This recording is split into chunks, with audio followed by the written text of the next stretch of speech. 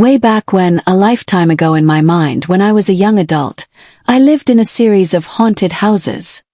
The first was a large Victorian-style house, divided by the owner who rented 3 bedrooms upstairs by the room with a shared kitchen and bathroom, while downstairs was himself and 2 bedrooms used for an ever-changing series of houseguests, usually artists or musicians. I was staying downstairs while finishing up my senior year of high school and learning the responsibilities of adulthood.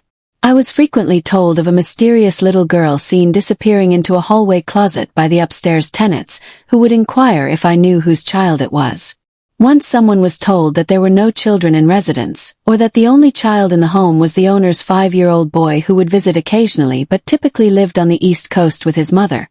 The girl would no longer be seen.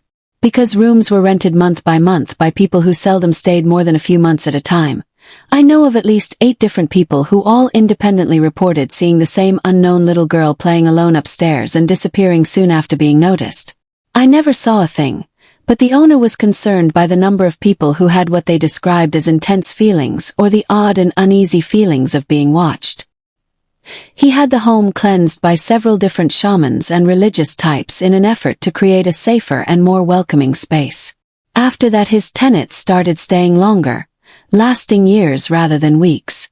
In college, I was made aware of the usual local legends of haunted dorms and spooky houses just off campus. Despite my openness or downright interest in the topic, I was again left unbothered by these so-called haunted spaces, even when I spent the night or made conscious efforts to reach the other side while residing in former room of a deceased student. After graduating, while I was still finding myself and discovering what I was going to do with my life, I moved into my first apartment all on my own. The building was a former hospital turned first into a retirement community, then recently opened up to the public. I was the first and only tenant under 65 on my hallway and floor. Many of the other residents would share stories of seeing figures walk through walls or hearing strange sounds, but again I was left alone by the other side.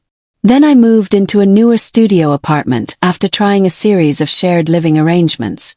This space was very small, by perfect for me as a young go-getter who spent more time working and out adventuring with friends than at home.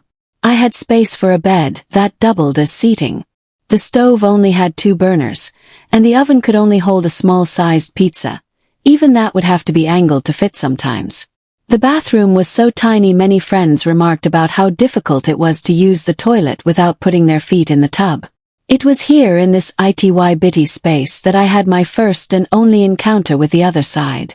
I had come home late, giggling in after the bars downtown had closed. I had had a 30 to 45-minute walk across downtown and up the hill into my neighborhood, so I was sobered up from the drinks out with friends and tired from a long day at work followed by a long night of dancing. I had kicked off my ridiculous platform heels and shimmed out of that evening's party dress and tights and made my way into the bathroom to brush my teeth, wash off my makeup and ready myself for bed, when I first heard the odd tapping sound. I figured it must be the neighbors, perhaps not happy with my coming in so late. So I tried to be quieter as I took the 3 steps across the apartment from the bathroom to my bed. I snuggled down to sleep, expecting to go straight to dreamland. Instead, I found myself unable to fall asleep as I kept hearing what almost felt like breathing in my ear and odd lights floating around the otherwise dark room. After rolling over, pulling the blankets up and down and a few dramatic sighs, I'd had enough and sat up announcing, "Be quiet, I'm trying to sleep. If you're going to stick around, make yourself useful and get me a drink of water.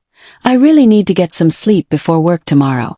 The sounds and sparkles stopped, and I was able to get to sleep.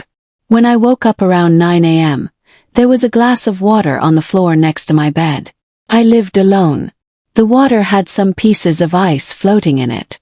I did not have an ice cube tray, and my tiny fridge was not the kind that made ice. So I did the only polite thing I could think of and said, "Thank you," drank the water and got up and went about my usual pattern of getting ready for the day. I was never bothered again, although I did ask for help finding lost items a couple of times, and sometimes those things would be set in the middle of my bed or on the counter when I came home.